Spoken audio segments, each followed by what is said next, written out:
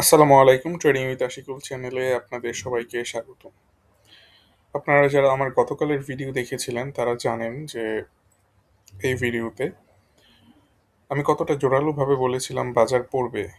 আজ কিন্তু ঠিক তাই হলো। কিন্তু প্রশ্ন হলো এখন কি হবে? ইরান এবং আমেরিকার একটা সম্ভাব্য চুক্তির খবরে বাজারের রক্তক্ষরণ কি বন্ধ বন্ধ হবে? নাকি চার্ট আমাদের অন্য কোনো ভয়াবহ সংকেত দিচ্ছে? আমরা আজকে এই জিনিসটা দেখার চেষ্টা করব। এবং সেই সাথে যেসব শেয়ারগুলো অনেক ট্রেড হচ্ছে সেগুলোর মধ্যে আপনারা যেন আটকে না পড়েন সেই ব্যাপারটা নিয়েও আলোচনা করার চেষ্টা করব। ফান্ডামেন্টালি ইরান ইউএস চুক্তি একটি ভালো খবর মনে হতে পারে, কিন্তু টেকনিক্যাল ইন্ডিকেটরগুলো কিন্তু ভিন্ন কথা বলছে। নিউজ সাময়িক সেন্টিমেন্ট পরিবর্তন করলেও চার্টের ব্রেকডাউন অনেক সময় আরও বড় পতনের ইঙ্গিত দিতে পারে। আজ আমরা দেখব এই জিনিসগুলো আসলে কিভাবে আমাদেরকে ইনফ্লুয়েন্স করবে সামনের দিনগুলোতে। আহ, যে জিনিসটা বিগত বেশ কিছুদিন ধরে আমি একাই হয়তো বলছিলাম যে মার্কেটের অবস্থা ভালো না। মার্কেট তার অবস্থান ধরে রাখতে পারছে না, দিনের শুরুতে বাড়লেও দিনের শেষে বা দিনের মাঝখান থেকে মার্কেট কমে যাচ্ছে। আমরা চার্টেও ঠিক সেম জিনিসই দেখতে পাই। ডিএসইএক্স চার্টে যে দিনের শুরুতে কিছুটা বাড়লে এবং পরবর্তীতে অনেক কমে যাচ্ছে। আমার এই ভিডিও দেখে অনেকে অনেক মন্তব্য করেছেন। এনিওয়ে আমি কারোকে ইন্ডিকেট করছি না, বাট আমি চেষ্টা করি হচ্ছে আপনাদেরকে অ্যানালাইসিসের মাধ্যমে কথাগুলো বোঝানোর। বাট তার আগে ফার্স্টে এই জিনিসটা আসলে দেখাতে ভুলে গেলাম যে আমাদের এইটার শিক্ষামূলক ভিডিও তৈরি করছি। এটা কোনো ইনভেস্টের পরামর্শ না। আপনারা জেনে বুঝে তারপরে হচ্ছে শেয়ার বাজারে বিনিয়োগ করবেন।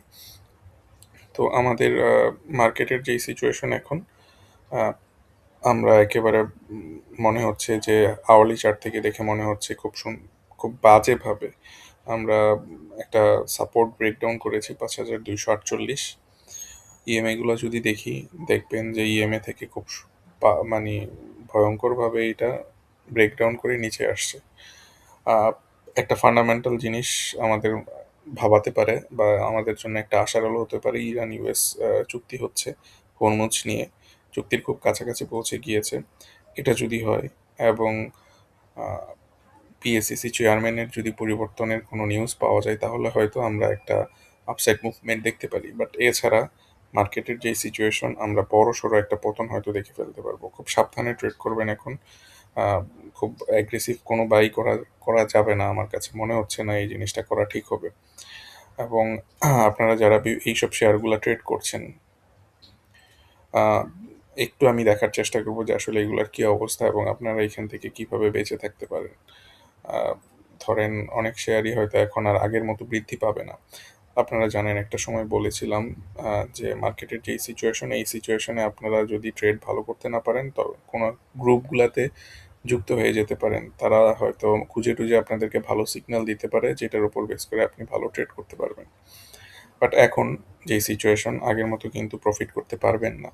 মার্কেট থেকে বেশ বড় রকমের মানে শিফট তৈরি হবে এবং দেখা যাবে যে আহ, আগে যদি 10টা ট্রেড করে 7-8টা প্রফিট করতে পারতেন, এখন কিন্তু 50-50 বা বলা যায় যে 3টা বা 4টা প্রফিট করবেন আর বাকি 6টা কিন্তু লস হবে। সো খুব সাবধানে ট্রেড করতে হবে এখন।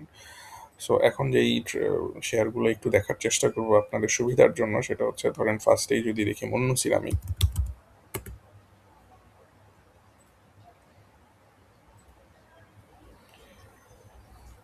আমি একটু কনজারভেটিভ ওয়েতে এখন আপনাদেরকে হয়তো ইনফরমেশনগুলো শেয়ার করব, কারণ মার্কেটের বর্তমান সেন্টিমেন্ট যেহেতু ঠিক নেই। সো চেষ্টা করব যাতে এই সেন্টিমেন্টগুলো মানে এই সেন্টিমেন্টগুলো যাতে অ্যালাইন্ড থাকে এই শেয়ারগুলো যেগুলো নিয়ে আলোচনা করব। বর্তমানে মুন্নু সিরামিকের প্রাইস হচ্ছে 104 টাকা 2 পয়সা। আমি আপনারা জানেন বলেছিলাম যে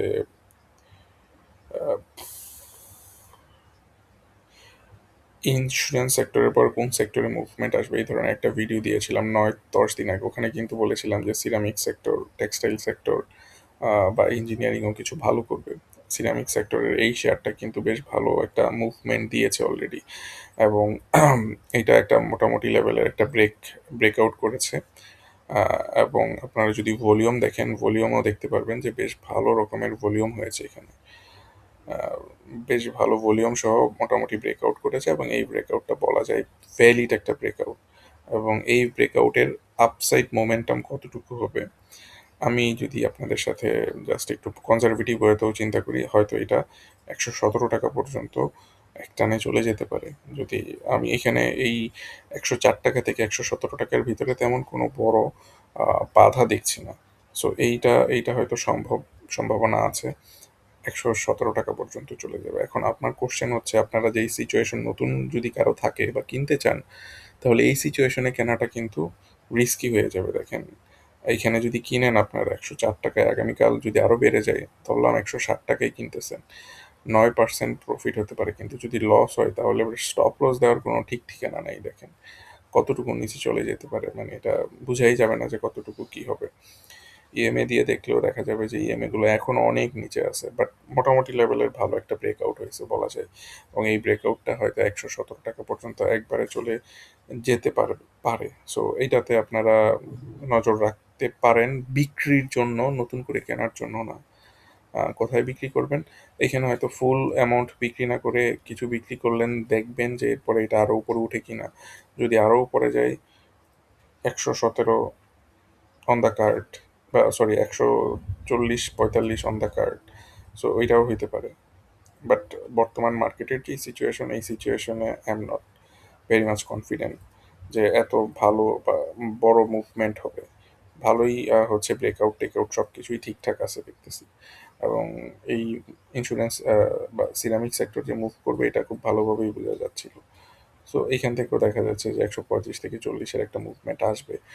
বাট আপনারা হচ্ছে কনজারভেটিভ ওয়েতে যান, যেহেতু মার্কেটটা বেশি ভালো না। 117, তারপরে হচ্ছে 143, বাট 117 থেকেই যদি এইটা না উপরে উঠে নিচের দিকে চলে আসে, এখান থেকে হয়তো বের হয়ে যেতে পারেন। আহ, ডোমিনেজ ডোমিনেজের কথা যদি দেখি, তাহলে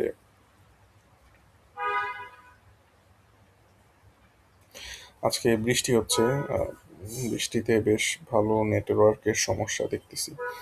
আর এমনিতেও বাংলাদেশে যেহেতু লোডশেডিংয়ের প্রবলেম, সো দেখা যায় যে নেটওয়ার্ক টাওয়ারগুলো রেশনিং করে এবং খুব ভালো নেটওয়ার্কের সাপোর্ট দেয় না। আহ, বৃষ্টিতে সাবমেরিন কেবলের অবস্থাও ভালো থাকে না, ওয়াইফাইগুলার। আচ্ছা, আমরা অনেক বড় একটা আপসাইড মুভমেন্ট দেখেছি ডোমিনাস স্টিলে। এটা বাড়তেছে। আহ, এইটা যেভাবে বাড়তেছে, এটা আসলে নতুন করে কেউ যদি কিনতে চায়, তাহলে তার অনেক সাহস লাগবে। আপনাদের এই সাহস আমি বলবো যে না থাকাই ভালো। এত উপরে উঠে গেছে, এবং 45 ডিগ্রি অ্যাঙ্গেলে উপরে উঠতেছে শেয়ারটা। It's quite amazing. বাট তারপরেও বলবো যে বর্তমানে এই সিচুয়েশন থেকে না কিনে কারো থাকলে বিক্রি করতে পারেন। আমি কেনার মতো সাজেশন এটাতে কোনোভাবেই দিব না। আম, আরো উপরে যাক, কোনো সমস্যা নেই, বাট এটাতে কোনো, ধরেন এখানে কোনো কিছু দিয়ে মাপা যাবে না কতটুকু যাবে, কি হবে না হবে। জাস্ট মোমেন্টামের উপর বেস করে চলতেছে, একেবারে মোমেন্টামের উপর বেস করে চলতেছে। এবং দেখেন, আহ, মোটামুটি যেই লেভেলের কালেকশন হয়েছে, এই কালেকশনগুলোর অবস্থান তারা মোটামুটি ছেড়ে দিছে। পার্টি মোটামুটি এইখান থেকে শেয়ার অনেক ছেড়ে দিছে, হাত বোতল করতেছে এখন জাস্ট। তো একটু সাবধানে থাকবেন এটাতেও। এরপরে যদি বলি যে টেকনো ড্রাগের কথা যদি বলি,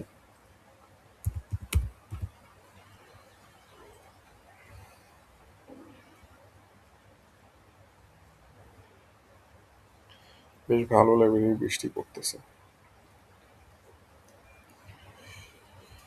network slow, network slow, network slow.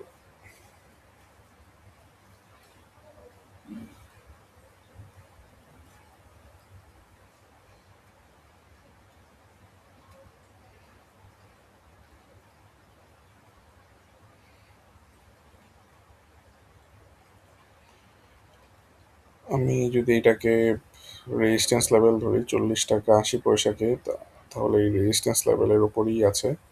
দেখার বিষয় এই লেভেলটা ব্রেকআউট করতে পারে কিনা। যদি ব্রেকআউট করতে পারে, তাহলে এটা থেকে আমি, এটা হয়তো অনেক উপরে চলে যাবে, এই ধরনের পটেনশিয়াল থাকবে।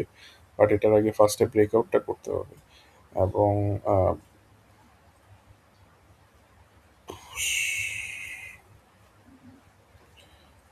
ভালো লেভেলেরই ট্রেন্ড লাইনও ব্রেকআউট হয়েছে। সবই ঠিকঠাক আছে, বাট আগে এটার ব্রেকআউটটা করতে হবে 40 টাকা 80 পয়সা লেভেলটা। যারা আগে কিনেছে তারা তো ঠিক আছে, ভালো।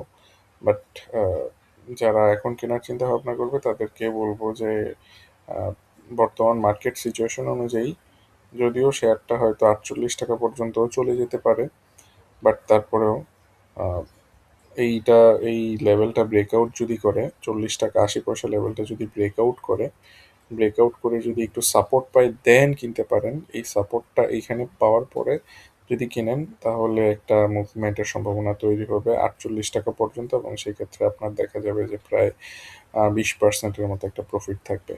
আপনাদেরকে জাস্ট শেয়ার করে দিলাম যে কিভাবে এই জিনিসটাতে ট্রেড করলে ভালো ফলাফল পাওয়া যেতে পারে।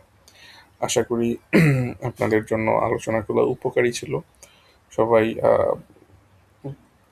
চেষ্টা করবেন যে এই আলোচনাগুলো থেকে ভালো জিনিসগুলো নেওয়ার, আর আপনারা নিজেদের মতো করে ডিসিশন নেওয়ার। এবং আমি চাই আপনারা ভালো করেন, সব কিছুই ঠিকঠাক থাকুক, আপনাদের পোর্টফোলিও বৃদ্ধি পাক, কিন্তু বর্তমান সিচুয়েশনে মার্কেটের কোথাও আটকে যাবেন না। আটকে যাতে না যান সেই জন্যই এইসব জিনিসগুলো শেয়ার করা। তো সবাই দোয়া রাখবেন আমার জন্য, সবাই ভালো থাকবেন, সুস্থ থাকবেন। আল্লাহ হাফিজ।